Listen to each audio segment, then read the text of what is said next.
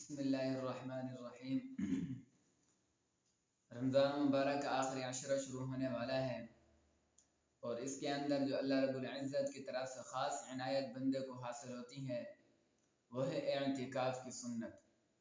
तो एतिकाफ़ की बहुत बड़ी फ़जीलत है। कल भी वीडियो के अंदर हमने बताया था कि एतिकाफ़ का असल मकसद क्या है और इसकी फ़जीलत क्या है। तो आज हम इंशाल्लाह ये बताएंगे कि एतिकाफ़ के बैठने की शराइत क्या है, कि एतिकाफ़ के अंदर कौन कौन बैठ सकता है, कौन नहीं बैठ सकता। तो एतिकाफ़ के भी शराइत है, हर एक बंदा नहीं बैठ सकता, हर एक को इजाज़त नहीं है कि वो बैठे, बल्कि जिसके अंदर ये शराइत पाई जाएंगी तो वो बंदा एतिकाफ़ में बैठ सकता है। याद रहे कि इस एतिकाफ़ से मुराद रमज़ान मुबारक का आखिरी अशरा जो सुन्नत मुअक्कदा है इसको कहते हैं। इसके जो शराइत है वो बयान होगी। तो पहली शर्त यह है कि मुसलमान हो। ज़ाहिर बात है कि हर एक जानता है कि शरीयत के जितने भी अहकाम हैं उसका ताल्लुक़ मुसलमानों के साथ है, न कि गैर मुस्लिम के साथ। तो पहली शर्त यह है कि वो मुसलमान हो और दूसरी शर्त यह है कि वो पाक हो, यानी हद से अकबर से पाक हो, कि किसी बंदे को गुस्ल की ज़रूरत ना हो बल्कि वो पाक हो, अगरचे उसका वज़ू ना हो लेकिन हद से अकबर से वो पाक हो। अगर औरत है तो वो हैज़ और निफास से पाक हो, कि उसको हैज़ और निफास ना हो। अगर औरत बैठ गई है फिर दरमियान के अंदर अगर उसको या खून वगैरह जारी हो जाता है हैज़ और निफास का, तो इस सूरत के अंदर उसका एतिकाफ़ खुद ब खुद टूट जाएगा और जिस दिन उसका एतिकाफ़ टूटा है सिर्फ उसी दिन की उसको फिर कज़ा करनी पड़ेगी।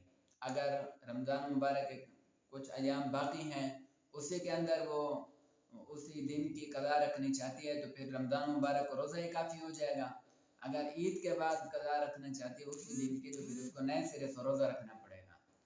तो हैज़ और निफास से भी औरत पाक हो और अगर मर्द बैठना चाहता है तो वो हद से अकबर से भी पाक हो। और तीसरी शर्त यह है कि वह आकिल हो। इसमें बालिग होने की शर्त नहीं है, बल्कि नाबालिग बच्चे भी बैठ सकते हैं, लेकिन आकिल होना शर्त है कि उसको पता हो कि इसका असल मकसद क्या है, मैं किस वजह से बैठ रहा हूँ। ऐसा ना हो कि वो छोटे बच्चे हों, ना समझ हों और वो खेल कूद करते रहें, मस्जिद के अंदर शोर शराबा हो, तो इस तरह ना हो बल्कि आकिल हों। और चौथी शर्त यह है कि इसके अंदर नीयत भी करनी ज़रूरी है। ऐसा ना हो कि बंदा बस मस्जिद के अंदर वैसा बैठा रहे और उसने इत्काफ़ की नीयत भी ना की हो, बस वैसे अय्याम गुजर जाए, नहीं बल्कि नीयत ज़रूरी है। और पांचवी शर्त यह है कि जिस मस्जिद के अंदर बैठ रहा है कम अज़ कम उसके अंदर 5 वक्त की नमाज बाजमात होती हो।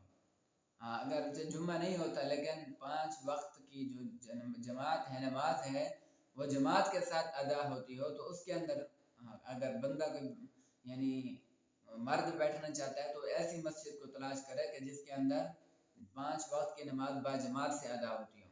और अगर मोहल्ले के अंदर है तो उसमें कोशिश करे जो बड़ी जामे मस्जिद हो उसके अंदर बैठे, वरना अपनी जो मस्जिद हो उसके अंदर अगर 5 वक्त की नमाज बाजमात से अदा होती है तो उसी के अंदर बैठ सकते हैं।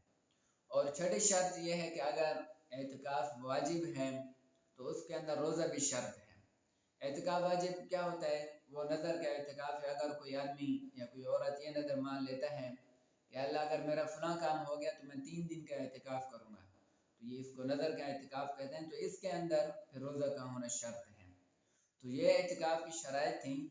तो अगर कोई बैठना चाहता है तो इन शराइत को मलहूज़ नज़र रखें।